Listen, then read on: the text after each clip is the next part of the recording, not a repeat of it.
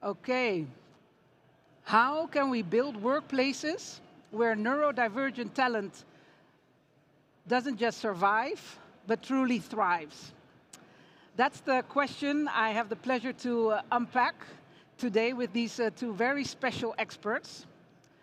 My name is Ingrid Tappin. I'm the founder of Diverse Leaders in Tech.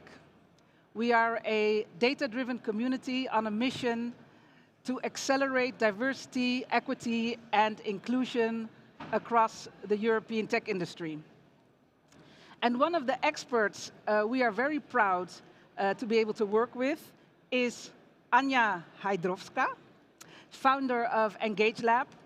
And she's going to help us understand what kind of leadership is needed to create workplaces where all types of minds can flourish. Anja, could you shortly explain what is it that you do at Engagement Lab? Yes.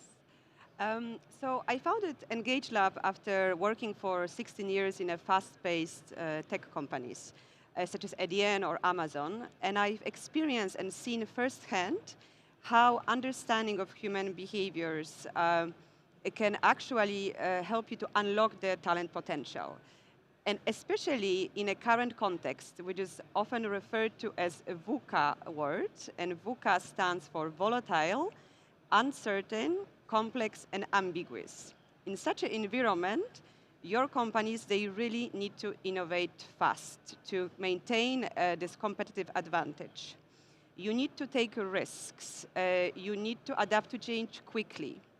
And then how do you do that? How do you prepare your teams, your managers, so they can actually help you to achieve that? And here the critical factor is psychological safety. So I help leaders to understand how to optimize the workplace dynamics, the workplace in general for different types of employees to achieve innovation, high performance, but also improve the well-being of employees. Okay, great. We're going to talk about psychological safety and the well-being of your employees in a minute. But I'm also very excited, humble to introduce you to our second expert, which is Sophie Tappin. I'm extremely proud to have her here on stage with me today. Sophie is a 16-year-old student at the DAF Geluksschool in Haarlem. She's an outspoken advocate for neuro-inclusion. She's also an aspiring leader in STEM, and she's my daughter. Please join me in giving them both a warm welcome. So, Sophie, I invited you to join this expert panel because you have a very personal story to share about your first years at high school. Yeah. And this is a story that we both found out that could be very inspiring for companies who want to learn how to get the best out of their neurodivergent talent. Before you take us on this journey, a few years ago we discovered something about your brain wiring. Would you share what it is that we discovered? Yeah, a couple years ago, I was diagnosed with autism spectrum disorder. And what does having autism in your workplace, which is in school, what does that mean? It means that I get overstimulated quite quickly. I need to find ways to accommodate for myself, and I need instructions pretty clearly. These are just a few examples of how it affects me at school and work. Okay. So these are some things that your school needs to accommodate to you for you to be able to perform? Yeah. Okay. So your high school journey, when you finished elementary school, you got an advice to go to a gymnasium in Haarlem. How did you feel about starting high school? I was very excited. I loved learning, and I was very excited to learn more in a bigger school. And what were your expectations of high school? I was expecting making a lot of friends, learning a lot of stuff, making tests, doing homework, just a high school experience. High school experience. And what happened after a few months of transferring to a totally different school? I got very sad and tired and felt very lonely and misunderstood. I didn't want to go to school anymore. It was a different experience than you had expected. Yeah, very.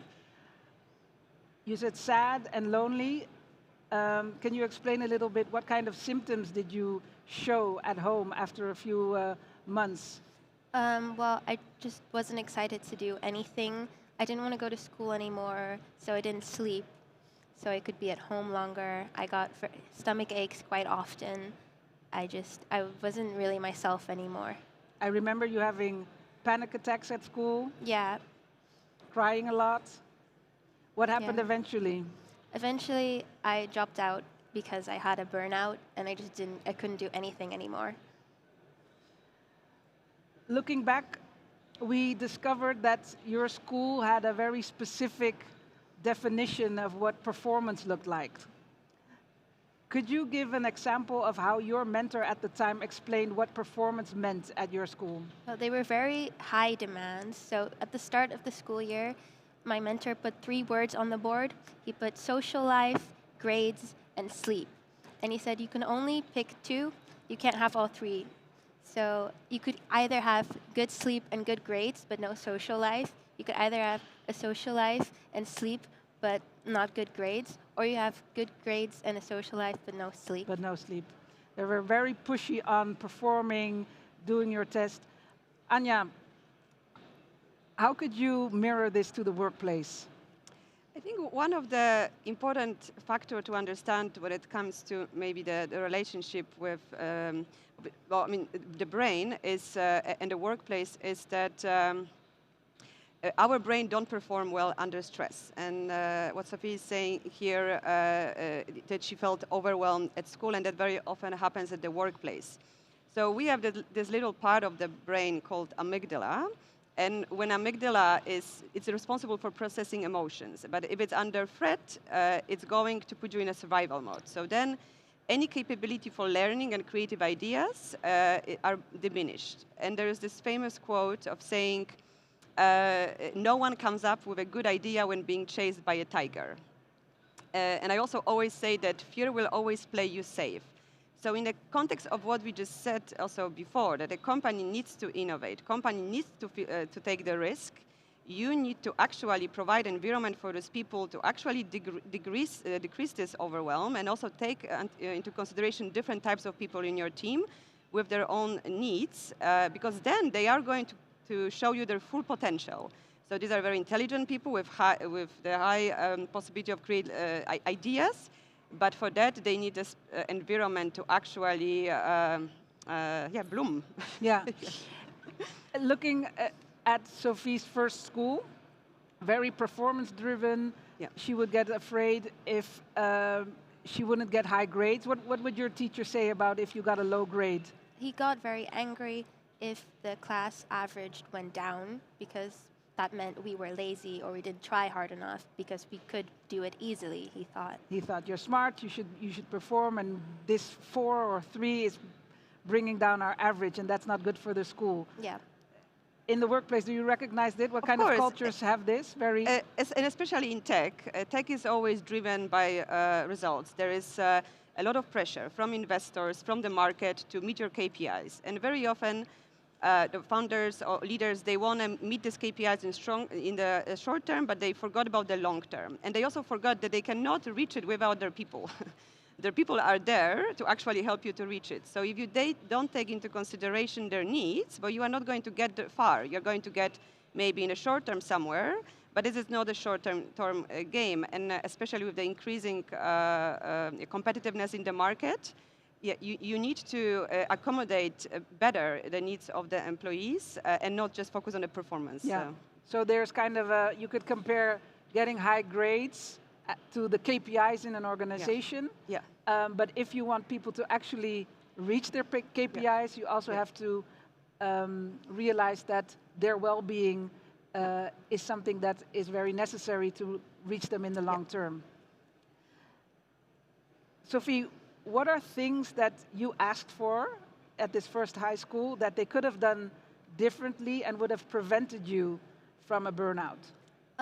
Well, I would like to be able to wear my headphones during class when it got too loud, but I wasn't allowed to do that because Why was that? They said it was distracting, or it was rude because it looked like I wasn't listening, even though I explained that I wasn't listening to music and I needed it to perform better.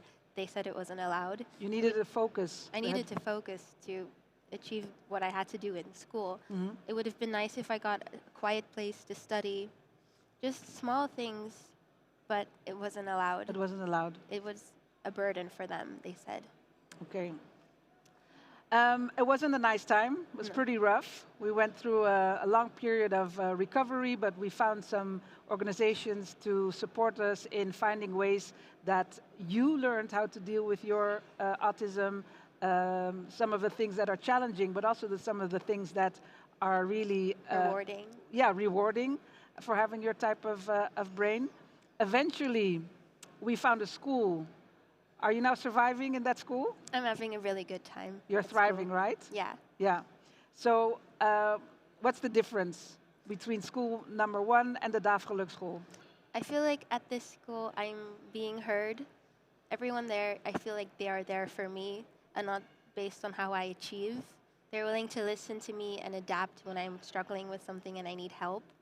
And that feeling alone already helps so much in how I perform at school and how I feel. How are you performing? What kind of grades were you getting? At my previous school, I got like happy with a 4, and now my average is like a 9.6.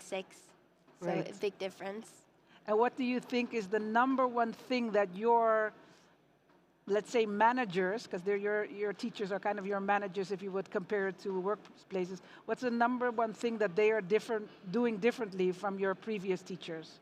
Well, everyone is different in my school, so no one is the same, but they are willing to listen to every person's needs, and they are willing to change how they treat people based on suggestions. That they give. Yeah. They ask So if you questions. need something specific and you ask something, they are willing to try to help you, to give that to you, instead of just immediately assuming that it's a burden for them and Okay. it makes things worse. Can you translate this to, Yeah. I see you nodding, Anja, because you're Yeah. like, yes, this is what we do with managers when we train them on psychological safety. Can you elaborate a little bit on but what also Sophie is it's very sharing? inspiring because when I look at Sophie is a future top talent. And you can see now how when she actually changed the environment, so she went from a school, but it could be an employer, who listens and adapt to her needs, her results went up. And that's what also you want to create in your workplace. You want to listen to the employees because you have that potential sitting out there. If they are probably your employees, you went for recruitment. So they have all the skills, but you need to listen to them to understand their needs so you can actually create a space where they can perform. And I have my own personal experience. I'm a proud owner of ADHD. That gives me ability to be super creative, and I have a lot of great ideas, but I also need spaces to actually find focus. Funny enough, for me, for example, I always look for these little call booths wherever I work, because that allows me to find my focus. Somehow my brain sees a small space, sometimes even dark, and even better, and then I can really go into the deep thinking and creative thinking. Yes, so if the employer listen, then they can accommodate better, and it, of course, very much translate to psychological safety as well. Yes. Sophie, could you give, because you have a few nice examples about yourself, but also other students in your class, what are things that you asked for that are helping you perform better? Well, my brain processes information very quickly, so during explanations in class, I get bored very easily because I've already processed it. So I talked to my teacher about it, and she said I can work during the explanation or ask questions from someone else or read a book if I've already gotten it. They provided me with a lot of solutions that might help. And there are other kids in my class who can't really focus for that long. They're allowed to draw during explanations, or they're allowed to take their tests elsewhere when it's too stressful for them. There are a lot of solutions if you're struggling with things, and they're willing to make a lot of exceptions to work better. And are all the students in your school, do they all have autism or ADHD? No, they're all different. There are people with autism, but there's also people with ADHD or OCD, and there's also people who don't have a diagnosis, but just had a very hard time at a different school and wanted to go here. Okay. Amazing. I'm so happy that we found a school that is really doing their best to accommodate you, ask questions, but realizing that they do not have all the answers, and therefore their curiosity is getting the best out of you. Do you have any tips for managers, people, team leads out here, how they could, what kind of behaviors or things can they do to get the best out of their neurodivergent talent from your perspective of what you've experienced? I feel like it's very important to not assume or make accusations about anyone, even if you feel like you've met someone like them or you know what's like in their brain. Sometimes it's completely different from what you think, and that way you'll never truly understand someone because you've already made up a story of them in your mind. If you want to help people and make them feel comfortable, let them tell you their story without them feeling like it might get them into trouble or it's not good for them to be vulnerable. I feel like that's very important because if you could just talk about things, you know better how to help someone. That's one of the most important things. Being able to speak up, Anja, in this case, being able to express where your boundaries are, that's a very important, well, cultural aspect of an environment, right? Yeah. Which we call psychological safety. Yeah. Why is this so important? Psychological safety is important because you create an environment where indeed people are not afraid to speak up, and that could be sharing criticism, admitting to a mistake, which will cost you much less money if you find out about a mistake earlier than later in the process, but also sharing ideas.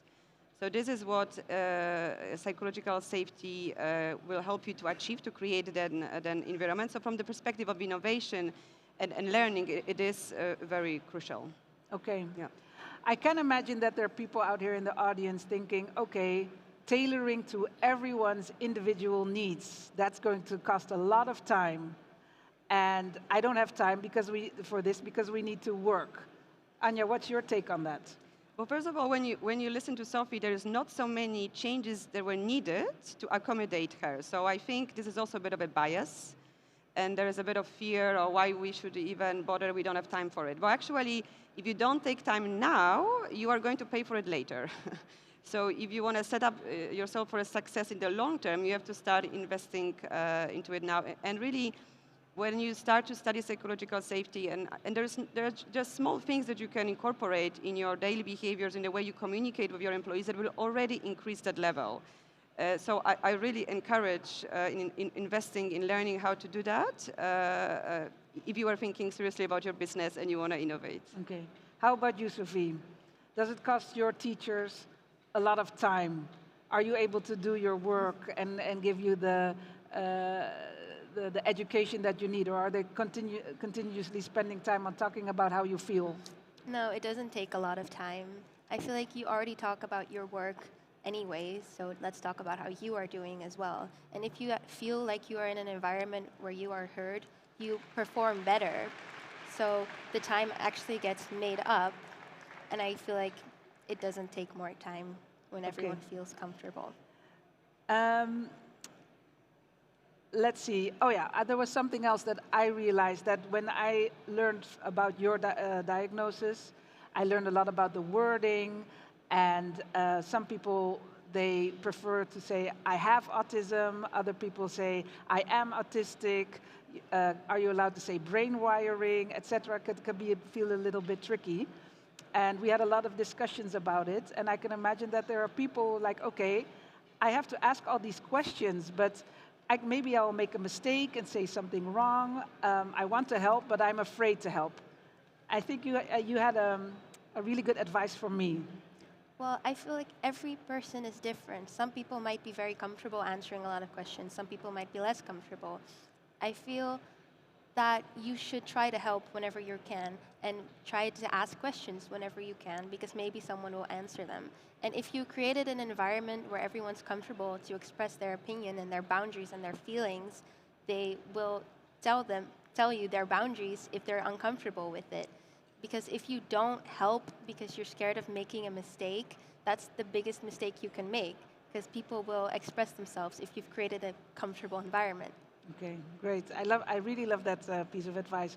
Anja, do you have any last tips, strategies that could help either neurodivergent people in the workplace to, well, help create their work environments in a way, and the other way around? Yes, I mean, I think just also listening to Sophie, as you can see, sometimes it's just about a question, what do you need? So when you onboard your new team member, start talking and asking about it, what do you need? You don't need to already ask and go in details or put a label on it. People, they know their own needs, and if you start to ask these questions, it will take, sometimes it takes trust, of course, it will take time if they, because of course not everybody wants to open up straight away about, for example, ADHD or if they're being on a spectrum, but if you start asking questions, you will start to create a bit of that trust. And the other one is check-in, and check-in is a kind of a tip that you can take when you will have your next meeting. Start, before you move into the agenda, check in with people where they are, but also model it. So be authentic and start by admitting how you feel today. And it also shows that you cannot maybe feel great, but you are still do the job. So people, if they, first of all, see that you are authentic, they will start notice, okay, it's okay in this team to maybe not feel 100% today. So next time, I'm going to admit that, and it creates a bit of bonding between team members, between the leader, trust, and this will really help, first of all, again, when it comes to business, to admit to that mistake, to share that idea, because people will feel closer and more trusting towards you. Okay, great. Thank you. Thank you very much for your attention. I have a few closing words. It wasn't a long time ago that I had my 15-year-old daughter not wanting to get out of bed, literally saying, "Mom, I don't see the sense of life."